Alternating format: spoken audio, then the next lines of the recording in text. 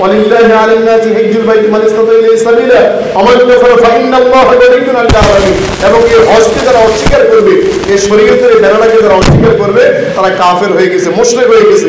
আল্লাহ রাসূলের হাদিস হচ্ছে, কেউ যদি হজের জন্য প্রস্তুত, মানে কেউ যদি কারোর উপর যদি হজ ফরজ হয়, ওই ব্যক্তি যদি হজ না করে মারা যায়, সে ইহুদি হয়ে মরো অথবা নাসারা হয়ে মরো, আমি আল্লাহর কাছে, আমি রাসূলুল্লাহর কাছে তাতে কিছু যায় আসে না। এই ঘোষণাটা কার? আল্লাহ রাসূল। একটু ভালো না, আমরা না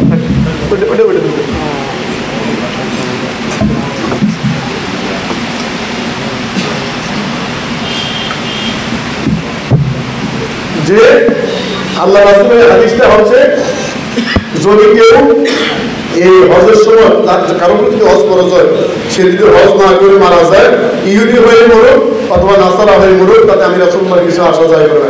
এখন সময়তে শুধু সময়তে হাদিস সাহেব মনে রাখতে হবে বিষয়টা, যে আমি হজের জন্য নিয়ত করছি, আমি যখন হজের জন্য নিয়ত করছি, আমার ভিতরে এখন থেকে এই যে যখন থেকে হজের রেজিস্ট্রেশনের জন্য টাকা দিচ্ছেন, এখন আমাদের এই প্যাকেজটা হচ্ছে 7.5 লাখ টাকার প্যাকেজ। কত প্যাকেজ?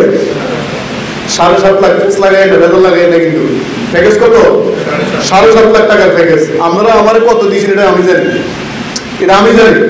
জাকাত থেকে কত লইছি, সবের থেকে তো সমান লইছি না, কিছু কম লইছি। মানে আমরা যারা আছেন তারা ঠিক আছে, কিন্তু ঢাকার বাড়ি থেকে 7.5, আবার আরেক এলাকার বাড়ি থেকে, সিলেটের বাড়ি থেকে 7.5, আর কুমিল্লার বাড়ি থেকে কম লইছি, এটা কইতাম না তার থেকে কত কম লইছি।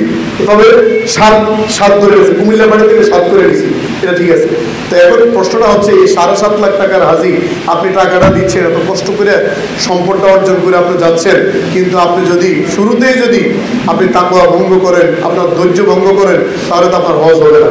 তাহলে আমাদেরকে নিতে হবে কি, এই মাল সামানাগুলির সাথে আমাদেরকে সবর করতে হবে, ধৈর্যটার সঙ্গে নিয়ে যেতে হবে। আমরা এখন থেকে নিয়মগুলি বলে দিই, যে আমরা 4 তারিখ 12:30 থেকে 1টার ভিতরে, আগামী মাসের 4 তারিখ, জুন মাসের 4 তারিখ 12:30 থেকে 1টার ভিতরে ধর্মপুর পূর্ব সমনি জামে মসজিদের সামনে আপনারা মাল সামানা নিয়ে এবং কি বাড়ি থেকে বিদায় নিয়ে একবারে চলে আসবেন। কয় তারিখ বলেন? আমার সাথে বলেন, কয় তারিখ? 4 তারিখ। কয়টা বাজে? 12:30 থেকে 1টায়। বাঙালির লোকাল দিন। দেখেন, আজকে কইছি 9:30 প্রোগ্রাম শুরু করে, পারছি? পারি না। সবাই নির্দিষ্ট সময়ে আসছেন না, সবাই নির্দিষ্ট সময় আসছেন না, এই কারণে প্রোগ্রামটা এমন অনেকে আসছে না, অনেক হাজিরা আসছে না। আমার এই বছরে হাজির যারা আছে এখনো কেউ আসছে না, গুরুত্ব দিচ্ছে না, মনে করছে কিন্তু তখন কিন্তু শুধু শুধু আমরা চালাইবো, হুজুর এটা কিতে, ওটা কিতে, এটা কিতে, ওটা কিতে। কিন্তু এখন যে কথাগুলি বলতেছি, যারা মনোযোগ দিয়ে শুনবে তারা কিন্তু দায়িত্বশীলের কাজ করবে, একবারে তারা আমার বিরক্ত করবে না সেই জায়গায়। তো আমি বলতেছি, ঠিক 4 তারিখ আপনার 12:30 থেকে 1টার ভিতরে আপনারা পূর্ব সমরি জামে মসজিদে চলে আসবেন। এখান থেকে কুমিল্লার একটা রয়্যাল বাস, এসি বাস আপনাদের জন্য নির্ধারণ করা হয়েছে। একটা এখান থেকে বাস যাবে, আর একটা বগুড়া থেকে যাবে, বগুড়া থেকে একটা বাস যাবে।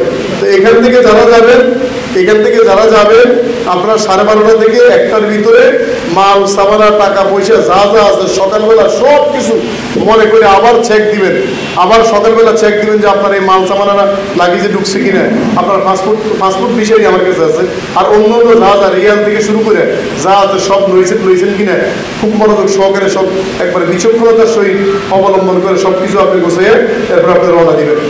1টা বাজে আমি বলে দিই, আমরা 1টা 15 আমাদের মসজিদে নামাজ, 1টা 15 আমাদের মসজিদে নামাজ শেষ করে ঠিক 1:30 বাজে আমরা গাড়ি স্টার্ট দিব। কয়টা বাজে? 1:30 বাজে গাড়ি স্টার্ট দিব। 1টার আগে চলে আসবেন, মসজিদে জামাতের সহিত নামাজ পড়বেন, পুরুষেরা পুরুষদের জায়গায় পড়বেন, মহিলারা মহিলাদের গাড়ির মধ্যে পড়তে পারবেন, সমস্যা নেই, অথবা আপনারা দোতলা, মহিলারা দোতলা নামাজ পড়তে পারবেন। ঠিক 1টা বাজে আপনারা 1টার ভিতরে চলে আসবেন, আমরা 1:30টার ভিতরে গাড়ি নিয়ে ইনশাল্লাহ রওনা হবো। এরপরে আমরা সবার আগে রওনা করবো